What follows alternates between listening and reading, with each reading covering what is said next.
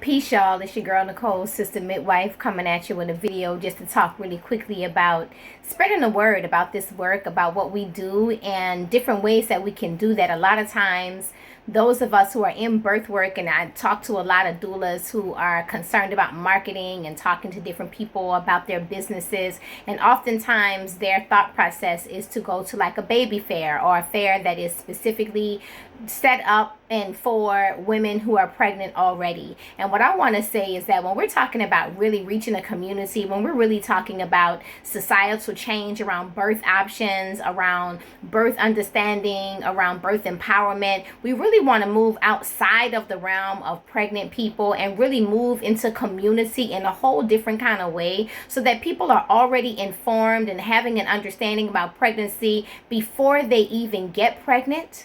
Because what we know is that once a woman is pregnant, there are so many people bombarding her with information, with opinions, with ideas about what she should and shouldn't do and how she should and shouldn't do those things. And so I think it's important. And in fact, as one of the requirements for the certification for the Sister Midwife Doula Training Certification, there's a requirement to do at least one community event that is not directly tied to a pregnancy event. Maybe a basic health fair, maybe a job fair, maybe a speaking engagement at a high school where we can talk about birth options and pregnancy in a space and with people who are not even at the moment thinking about being pregnant. Because what happens is you raise an awareness, they can engage with the information without feeling specifically tied to it. They don't feel threatened by anything that you're saying. And then a year from now, 2 years from now, 5 years from now, when they get pregnant, in the back recesses of their mind, they will remember the information that you shared with them.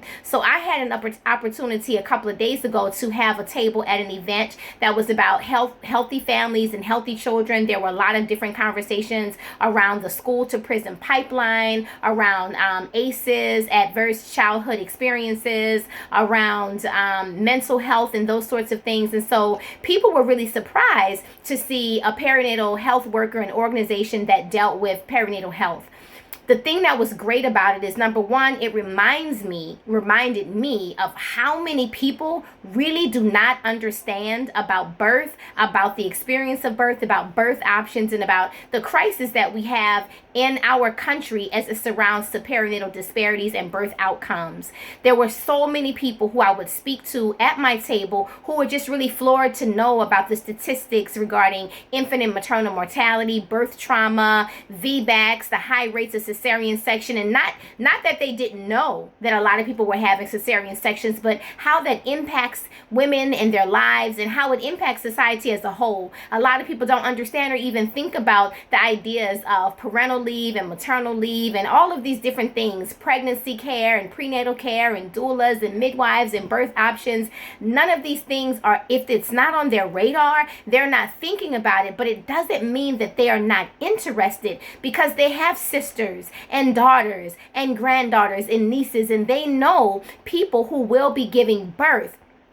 But because it is not in their personal stratosphere, it's not in their personal day-to-day lives, they're not thinking about these things. But they are the ones who can impact the decisions that a family makes. They are the ones who can say, oh yeah, girl, I heard about home birth, you should do it. Or, oh no, home birth is scary. They are the ones who can say, I met this doula the other day and I know that you guys are pregnant. Or they are the ones who can say, I met a midwife at this event and I know that you're thinking about different options. And they can be more supportive if they've had an opportunity to meet somebody outside that pregnancy realm. We have to understand that as we're supporting families, as we're supporting the pregnant mom and her partner, there are all of these other people inside of her circle that can be influencing her and the decisions that she makes. So when we choose to go into community and do tabling and do outreach and do education in spaces where we're not talking to pregnant women, and we begin to talk to her surrounding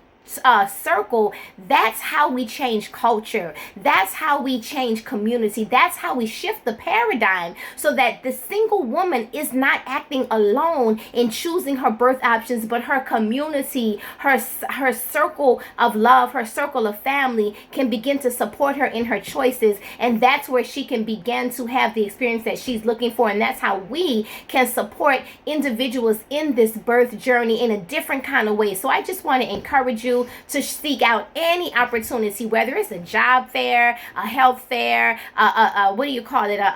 When you're going to a career fair at a school. Talk about your work. Go in there and don't just say what it is that doulas do. Don't just talk about what midwives do. Really give them an understanding of why it's important that we do the work that we do. Because if we can raise the awareness, not just for pregnant families are already being bombarded. Begin to think outside of that circle. Begin to move one ripple further, and you will find that we can begin to really shift the dynamic around this birth thing. So that's just my advice tonight. Anywhere you go, talk about birth. Let them know that birth is the revolution, and we can definitely change the vibration of our community through birth. Peace.